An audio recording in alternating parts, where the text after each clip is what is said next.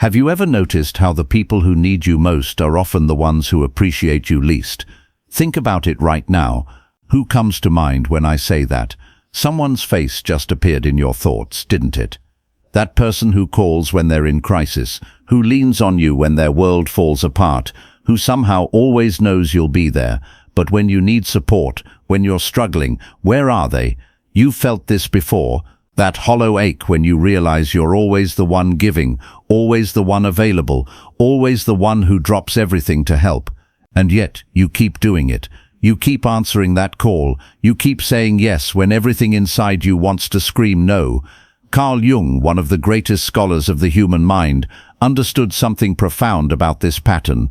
He knew that what we do compulsively, what we cannot stop ourselves from doing, reveals the hidden parts of ourselves we refuse to acknowledge. Your constant availability isn't kindness, it's fear wearing a mask. The fear that if you're not needed, you're not valuable. The terror that if you say no, you'll be abandoned. The deep unconscious belief that your worth depends entirely on how useful you are to others. But here's what Jung discovered that will change everything for you. The very thing you think makes you lovable is actually what makes you invisible. When you're always available, you become like air, essential but unnoticed. People breathe you in without thinking, rely on you without gratitude, take you for granted because you've trained them to believe you'll always be there. You've become so predictable in your giving that you've lost all mystery, all value, all power in your relationships. This is what Jung called living from the persona instead of the authentic self. The persona is the mask you wear to be accepted, the false self you present to feel safe. Your available persona has become so solid, so convincing, that you've forgotten there's a real person underneath it. Someone with needs, someone with boundaries, someone who deserves to receive as much as they give. Ask yourself this question and answer it honestly. When was the last time someone surprised you with their generosity toward you? When did someone last drop everything to help you the way you drop everything for them? You're struggling to remember, aren't you? That's because your unconscious mind has been running a program that Jung would recognize immediately. You've been projecting your own capacity for love and loyalty onto others, assuming they operate with the same heart you do. But projection is a one-way mirror. What you give so freely, what you offer so readily, these people cannot return because they don't possess it. This isn't their fault, it's yours. You've been choosing people who cannot match your energy, because your shadow, that hidden part of yourself that Jung knew held the key to wholeness, has been attracting its opposite. Your giving nature unconsciously seeks out takers. Your availability unconsciously magnetizes the unavailable. Your loyalty unconsciously draws in the disloyal. Why? Because your shadow contains all the things you've rejected about yourself. The selfishness you've never allowed yourself to feel, the boundaries you've never allowed yourself to set, the word no you've never allowed yourself to speak without guilt consuming you afterward.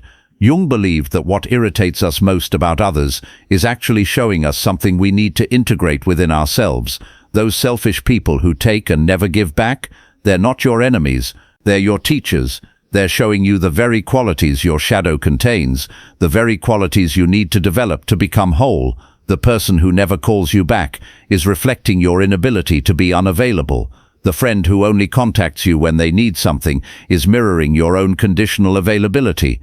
The family member who expects your constant support but offers none in return is showing you what happens when someone lives entirely from their own needs while you live entirely from others' needs.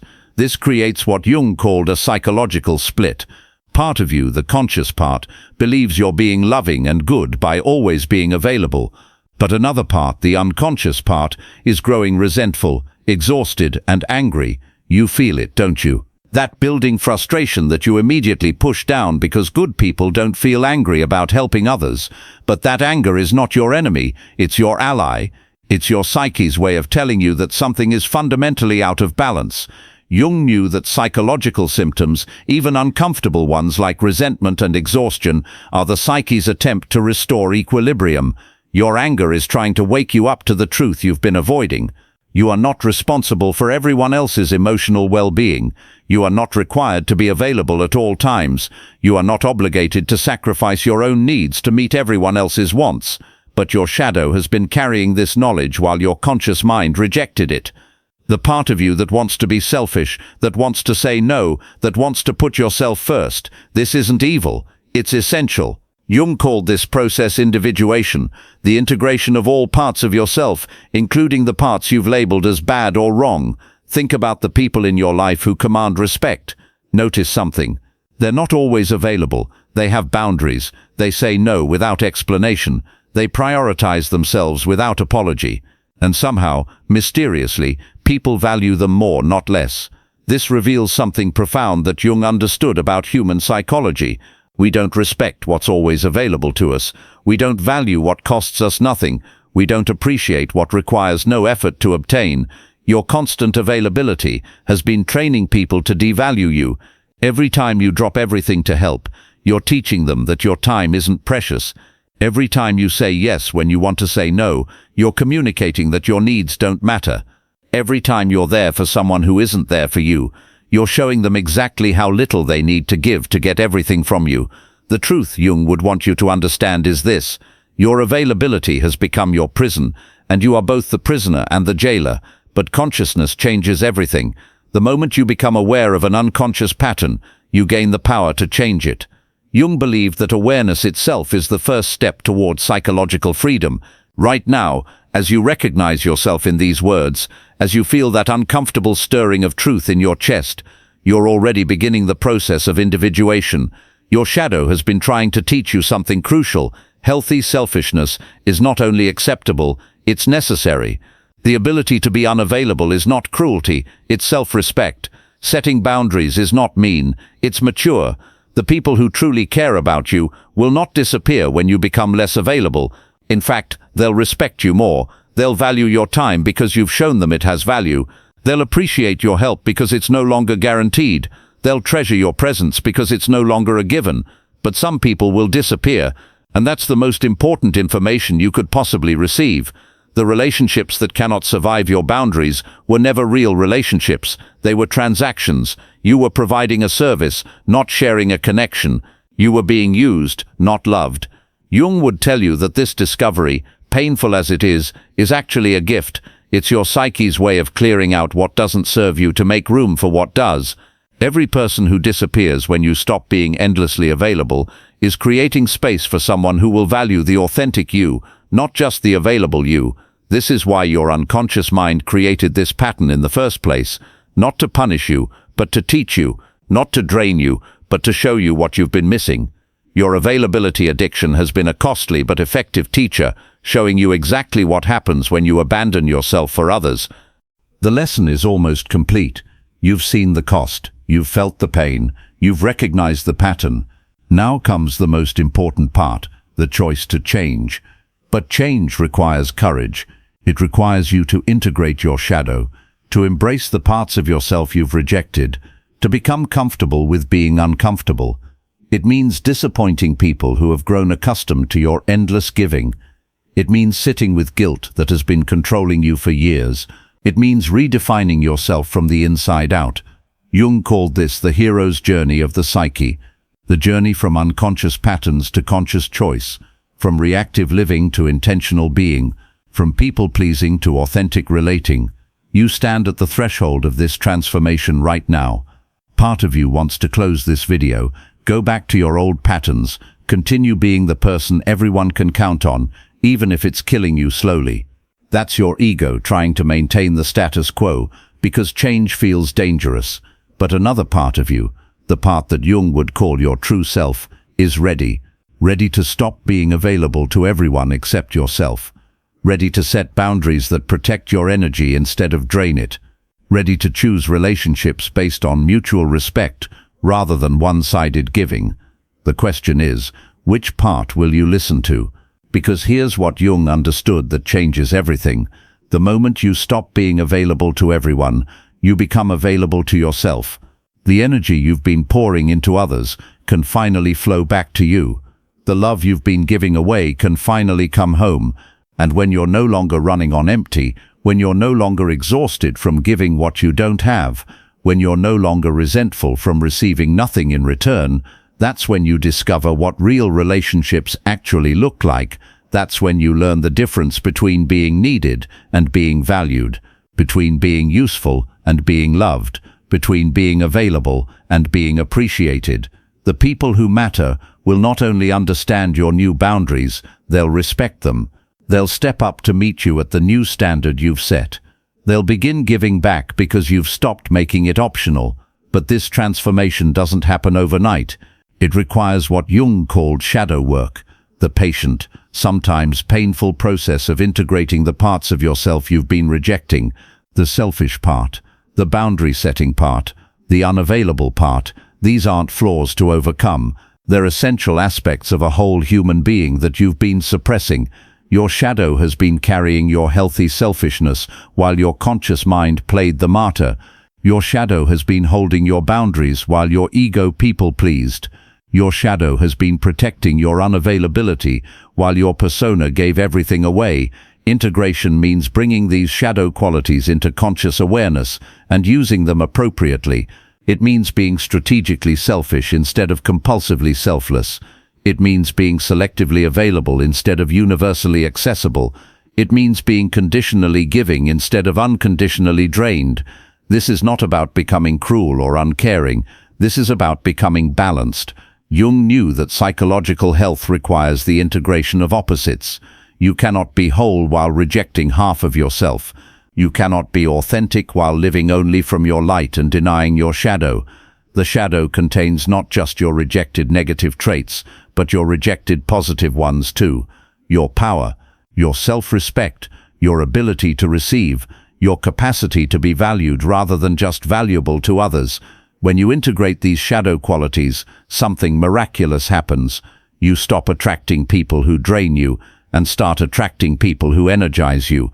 You stop being a magnet for takers and become a magnet for givers. You stop settling for scraps of attention and start commanding genuine respect. This is the promise Jung held out to every person willing to do the work of individuation. You can become whole. You can heal the split between who you think you should be and who you actually are. You can integrate your shadow and live from your authentic center, but it requires you to stop being available in the old way, the way that costs you everything and gives you nothing, the way that makes you invisible while making everyone else comfortable, the way that serves their needs while abandoning your own. As we move forward, you'll discover exactly how this transformation happens, how the psychology of unavailability works, why stepping back reveals truth about every relationship in your life, how the very people who took you for granted suddenly begin to see you clearly when you're no longer a guaranteed presence in their world. What happens in that exact moment when someone realizes you're no longer at their beck and call? Their psychology shifts instantly. The person who never called you back suddenly starts texting. The friend who took weeks to respond begins replying within hours. The family member who assumed you'd always be there starts making effort they've never made before. This isn't coincidence. This is human psychology in its rawest form. Carl Jung understood something most people never grasp. We unconsciously test the people around us to see how much we can get away with, not out of malice, but out of a deep psychological need to understand our place in the relationship hierarchy. When you're always available, you're unconsciously communicating that you're at the bottom of that hierarchy. But the moment you become unavailable, everything changes. Your unavailability triggers what Jung called the activation of the inferior function in others. Suddenly, they have to work for your attention. They have to earn your time. They have to prove their value to you instead of you constantly proving your value to them. Think about the last time someone you cared about became distant. What did you do? You probably started trying harder. You reached out more. You made more effort. You began appreciating them in ways you never did when they were always there. This is exactly what happens to others when you step back.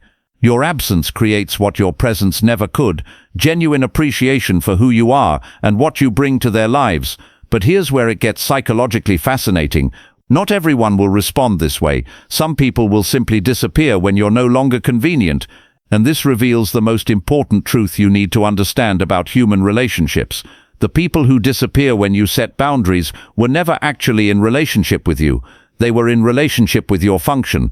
You were a service provider, not a person, a resource, not a relationship, a means to an end, not an end in yourself. Jung would call this projection. They projected their ideal of unconditional availability onto you, and you accepted that projection as your identity. You became what they needed you to be instead of who you actually are. But projection is always temporary. Eventually reality breaks through, and you discover whether there's anything real underneath. When you stop being available, the projection shatters. They can no longer see you as the always giving, never needing person they created in their minds. They have to see you as you actually are, someone with needs, boundaries and limits, someone who deserves mutuality in relationships. Some people cannot handle this reality. Their entire relationship with you was built on your unlimited availability. When that disappears, they have nothing left to relate to. These are the people who will vanish from your life, and their absence will initially feel like loss. But Jung would tell you this is actually the greatest gift you could receive. These departures are your psyche's way of clearing space for authentic connections. Every person who leaves because you won't be their emotional dump truck is making room for someone who will treasure your selective presence. The psychology of unavailability reveals something profound about attachment and value.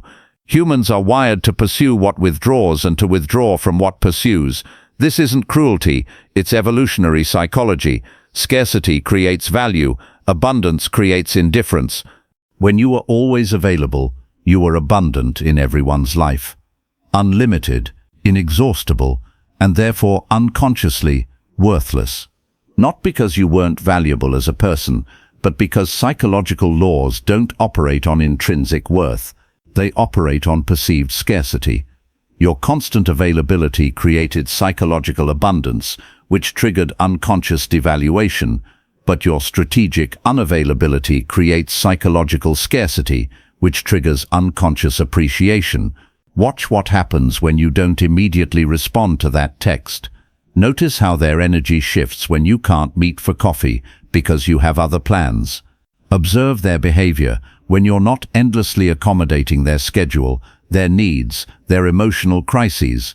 Suddenly, they start working for your attention. They begin considering your schedule. They start reciprocating effort they never made before. Not because they've become different people, but because you've activated different psychological circuits in their minds. Jung called this the compensation principle. The psyche always seeks balance. When you were overgiving, you unconsciously attracted undertakers to restore psychological equilibrium. But when you stop overgiving, you stop attracting undertakers. The compensation shifts, and different types of people begin appearing in your life. People who already have boundaries respect yours. People who value themselves value others. People who protect their own energy recognize and appreciate when you protect yours. This is why your shadow work is so crucial. The shadow contains not just your rejected selfishness, but your rejected standards, your rejected expectations, your rejected requirements for how you deserve to be treated. Your conscious mind learned to accept scraps because you were taught that demanding more was selfish. But your shadow has been holding your true standards all along. The standards that say you deserve mutuality, the standards that require reciprocity, the standards that demand respect. When you integrate these shadow standards into conscious living, you begin attracting people who can meet them, not because you're being demanding, but because you're being authentic. You're finally living from your true requirements instead of from other people's comfort. But this integration process triggers what Jung called the transcendent function. The psyche begins reorganizing itself around your authentic center, instead of around others' expectations. This feels uncomfortable at first, because you're literally becoming a different person. The old you dies as the real you is born. Some relationships cannot survive this transformation. They were built on the old you, the available you, the accommodating you. When that person disappears, these relationships have no foundation left. This feels like loss, but it's actually liberation. You're being freed from connections that required you to abandon yourself. You're being released from bonds that only worked when you were half present, giving your energy to others instead of to your own growth and happiness. The people who remain, who adapt, who rise to meet your new standards, these are your real relationships. These are the connections worth keeping, worth nurturing, worth investing in. They're based on who you actually are, not on what you can do for others. But here's what Jung understood that most people miss. This transformation doesn't just change who's in your life. It changes how everyone in your life relates to you. Your unavailability forces people to see you differently. When you're not always there, they notice when you are there. When your time isn't unlimited, they value the time you give. When your energy isn't endless, they appreciate the energy you share. You become three-dimensional in their minds instead of two-dimensional. You transform from a function into a person, from a given into a gift, from background noise into foreground music. This is the psychological magic of unavailability. It doesn't just protect your energy, it transforms how that energy is received when you do choose to share it. Think about water. When it's always flowing from the tap, you barely notice it. But when the water stops working, suddenly you realize how precious it is. Your availability works the same way. When it's constant, it's invisible. When it becomes selective, it becomes treasured. Jung knew that humans unconsciously assign value based on accessibility. The more accessible something is, the less valuable it seems. The less accessible something is, the more valuable it becomes. This isn't shallow or manipulative. It's how the human psyche naturally operates. Your constant availability was triggering unconscious devaluation in everyone around you. But your strategic unavailability triggers unconscious appreciation. You're not changing who you are. You're changing how others perceive who you are. The person who used to text you at midnight with their problems starts being more considerate of your time. The friend who assumed you'd always be free begins checking your schedule first. The family member who demanded immediate responses starts saying please and thank you. This isn't because you've trained them like dogs. It's because you've activated their natural capacity for respect and reciprocity that was dormant while you were endlessly giving. Most people have the ability to be considerate, grateful, and reciprocal, but these abilities remain inactive when they're not required. Your availability made consideration unnecessary. Your boundaries make it essential. This reveals something crucial about human psychology that Jung spent his life studying. We become what our relationships require us to become. When your relationships required nothing from others, they became people who gave nothing. But when your relationships require effort, consideration, and reciprocity, people often rise to meet those requirements. Not everyone will rise. Some people are genuinely incapable of reciprocal relationships. These are the ones who will disappear when you stop being endlessly available, and their departure is actually diagnostic. It tells you everything you need to know about what they were really seeking from you. But many people will surprise you. The friend who seemed selfish reveals their capacity for generosity when generosity is required for access to you. The family member who appeared ungrateful discovers their appreciation when your presence becomes a privilege rather than a right. Your unavailability doesn't just change how others treat you, it changes who they become in relationship with you. This is the power of psychological boundaries. They don't just protect you, they elevate everyone around you by requiring them to show up as their better selves. Jung understood that every relationship is a psychological system. When one person changes their position in the system, everyone else must adjust. Your shift from available to selectively available forces everyone else to shift their approach to you. Some will shift upward, becoming more considerate, more grateful, more reciprocal. Others will shift away, removing themselves from your life entirely. Both responses give you exactly the information you need about who these people really are and what they were really seeking from you. This is why the process of becoming unavailable is actually a relationship audit. It reveals which connections are authentic and which are transactional, which people value you as a person and which people valued you as a service. The audit can be painful. You might discover that relationships you thought were deep were actually shallow. People you considered close friends might reveal themselves to be convenience connections. Family members who claimed to love you might show that they only loved what you did for them. But this pain is productive. It's your psyche clearing out what doesn't serve your growth to make room for what does. Every false relationship that ends creates space for a real one to begin. Every person who leaves because you won't be their emotional caretaker makes room for someone who will care for you in return. Jung called this the individuation process, becoming who you actually are instead of who others need you to be. It requires releasing relationships that only worked when you were someone else. It means disappointing people who preferred your false self to your real self. But individuation also means attracting people who appreciate your authenticity, people who respect your boundaries because they have their own. People who value your selective presence because they understand the cost of always being available. These new relationships feel different. They're based on mutual respect rather than one-sided giving. They involve reciprocal care rather than unbalanced sacrifice. They honor both people's needs rather than just accommodating one person's wants. This is what authentic relationship actually looks like, not the endless giving you thought was love, not the constant availability you believed was caring, not the self-sacrifice you assumed was kindness. Real relationships require boundaries. They thrive on mutual respect. They depend on both people protecting their own energy, so they have energy to genuinely share with each other. When you stop being available to everyone, you become truly available to the people who matter. When you stop spreading your energy thin across countless demanding relationships, you can invest it deeply in the few relationships that reciprocate your investment. This selectivity isn't selfishness, it's wisdom. It's the difference between being a leaky bucket that never fills and being a full cup that can overflow into other cups. You cannot give what you don't have. You cannot love others well when you don't love yourself enough to protect your own energy. The revelation is complete. You now understand why your availability was keeping you invisible and how your unavailability makes you valuable. You see how this simple shift activates different psychological responses in others and attracts different types of people into your life.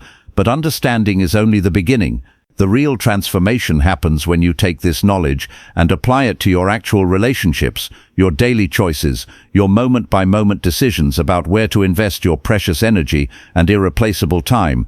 That's when you discover what it feels like to live from your authentic center instead of from others' expectations. That's when you experience relationships that fuel you instead of drain you. That's when you become someone who commands respect, not because you demand it, but because you embody it.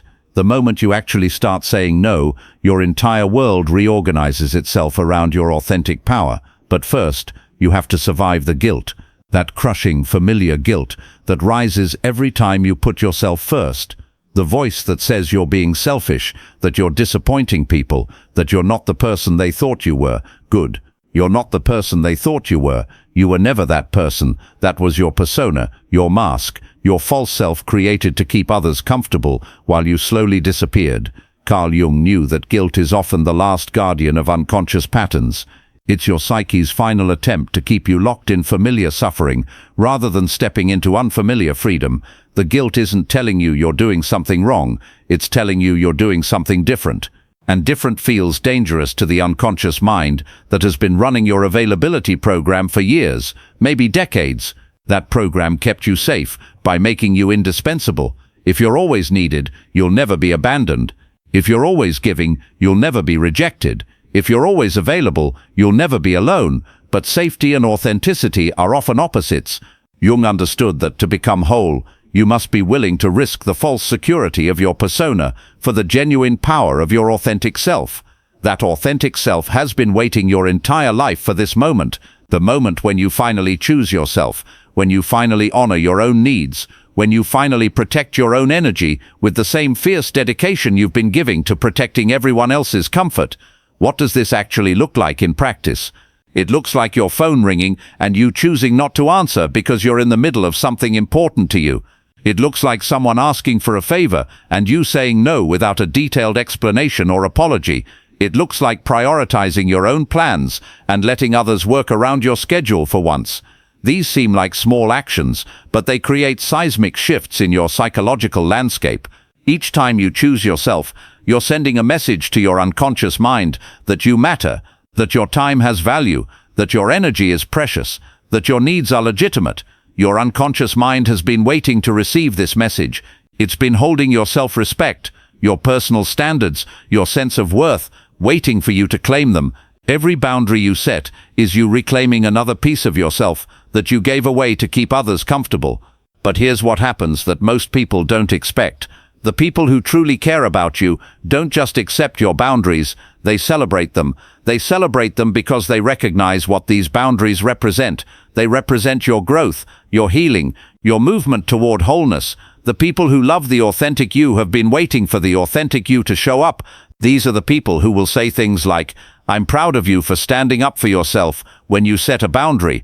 I'm glad you're taking care of yourself when you say no to something that would drain you. You deserve better than that when you stop accepting poor treatment from others. Their support feels foreign at first because you're not used to being supported for choosing yourself. You're used to being supported for sacrificing yourself. But this is what real support actually looks like. People cheering you on as you become more yourself, not less. Meanwhile, the relationships that cannot survive your authenticity reveal themselves clearly.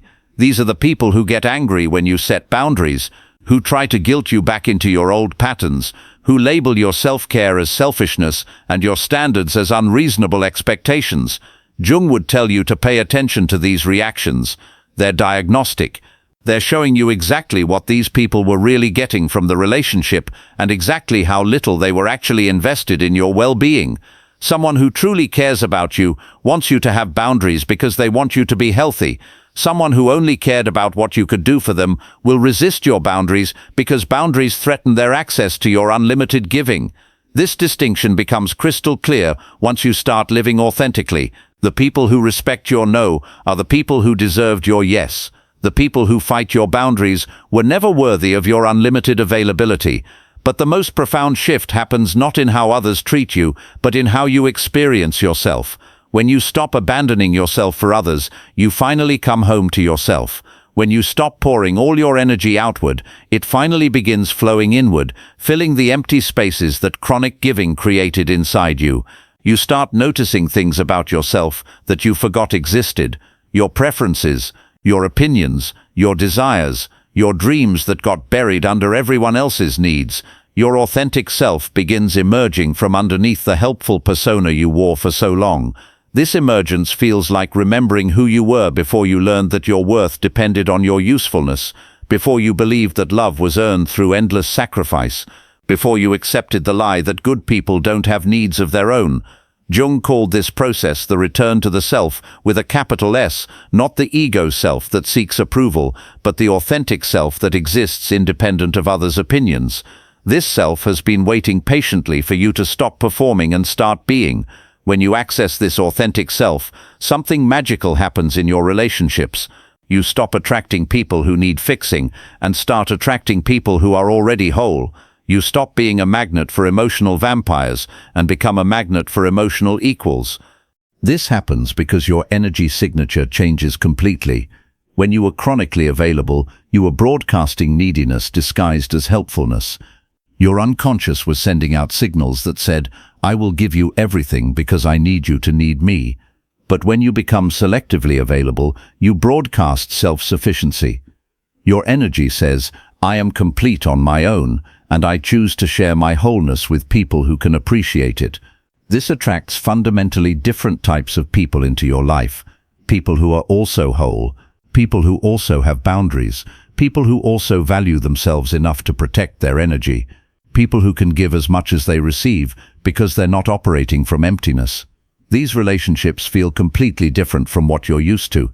There's no drama because neither person is trying to get the other to fill their internal voids. There's no walking on eggshells because both people can handle honest communication. There's no exhaustion because the energy flows both ways. You start experiencing what Jung called authentic relationship, two whole people choosing to enhance each other's lives rather than two half people trying to complete each other. The difference is profound. In authentic relationships, your unavailability is respected because the other person also values their own unavailability. Your boundaries are honored because they have boundaries too. Your needs matter because they also believe their own needs matter. But perhaps the most beautiful transformation is what happens to your relationship with yourself. When you stop giving yourself away to everyone else, you finally have yourself to give to yourself. When you stop being endlessly available to others, you become available to your own growth, your own healing, your own dreams. You start doing things for the pure joy of doing them, not because someone else needs you to do them. You begin pursuing interests that feed your soul, not just serve others' agendas. You make choices based on what enhances your life, not what prevents disappointment in others. This isn't selfishness, this is self-love. And Jung understood that self-love is not the opposite of loving others. It's the foundation that makes loving others possible. You cannot give what you don't have. You cannot love others well when you don't love yourself enough to protect your own well-being. The guilt that initially accompanied your boundaries begins dissolving as you experience the results of healthy selfishness. You have more energy for the people who matter because you're not wasting it on people who don't. You're more present in your important relationships because you're not spread thin across countless draining ones. You become a better friend, partner, family member, and human being because you're operating from fullness instead of emptiness, from choice instead of compulsion, from love instead of fear. People start commenting on your transformation. They notice that you seem happier, more confident, more at peace. They can feel the shift in your energy even if they can't articulate what's different. You're no longer running on fumes, frantically trying to meet everyone's needs while ignoring your own. You're calm, centered, grounded in your own worth, present in your own life. This is what integration looks like. This is what it means to live from your authentic self instead of from your people-pleasing persona. But this transformation doesn't happen overnight. It's a process Jung called individuation, the gradual integration of all parts of yourself, including the parts you've rejected, the selfish parts, the boundary-setting parts, the unavailable parts. Each time you choose yourself, you're integrating more of your shadow. Each boundary you set, you're reclaiming more of your power. Each no you speak, you're honoring more of your truth. This is shadow work in action, not just understanding your rejected aspects intellectually, but actively incorporating them into your lived experience. The process has stages. First comes the recognition, which you've already experienced. Then comes the revelation, where you understand the psychological mechanisms at work. Now comes the liberation, where you actually live from this new understanding. Liberation means accepting that some people will not like the authentic you, that some relationships will not survive your boundaries, that some connections will end when you stop being endlessly accommodating and choosing authenticity anyway. It means trusting that the people who matter will rise to meet your new standards, that the relationships worth keeping will adapt to your growth, that new healthier connections will replace the ones that couldn't handle your wholeness. Most importantly, it means believing that you deserve relationships that enhance your life rather than drain it, that you're worthy of connections that give as much as they take, that your energy is precious and should be invested wisely, not squandered carelessly on anyone who demands it. This belief that you deserve better is often the hardest part of the whole process. Your old programming says that wanting better for yourself is selfish, that expecting reciprocity is unreasonable, that requiring respect is asking too much. But Jung would tell you that these beliefs are not yours. They're internalized messages from a culture that benefits when certain people give endlessly and ask for nothing in return. They're programming designed to keep you small, compliant, and available for others' convenience. Your authentic self knows better. It knows that you deserve love that doesn't require you to abandon yourself, relationships that don't demand you sacrifice your well-being, connections that celebrate your authenticity instead of requiring your performance. When you start living from this truth, everything changes, not just your relationships, but your entire experience of being alive. You stop feeling like you're constantly swimming upstream against the current of your own life. You stop feeling exhausted by the simple act of existing. Instead, you feel aligned, authentic, whole. You feel like you're finally living your actual life instead of a life designed to keep others comfortable. You're finally being yourself instead of being what others need you to be. This is the liberation Jung promised to anyone willing to do the work of integration, the freedom that comes from accepting all of yourself, the peace that comes from no longer abandoning yourself for others, the joy that comes from finally coming home to who you actually are. Your unavailability becomes your gateway to authenticity. Your boundaries become your bridge to better relationships. Your selective presence becomes your gift to the people who deserve it.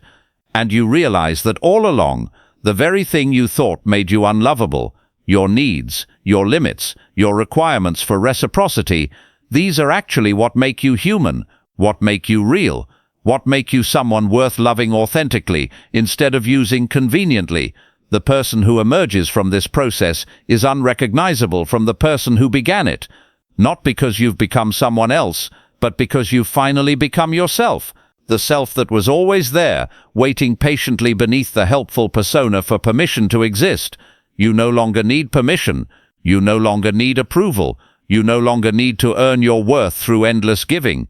You simply are worthy, simply by existing, simply by being the unique expression of consciousness that is you. This is what it means to stop being available and start being authentic, to stop being needed and start being valued, to stop being useful and start being yourself. The transformation is complete. You are free, free to choose who deserves your energy, free to protect what matters to you, free to live from your authentic center instead of from others' expectations. And that freedom changes everything, not just for you, but for everyone whose life you touch. Because when someone is authentically themselves, they give others permission to be authentically themselves too.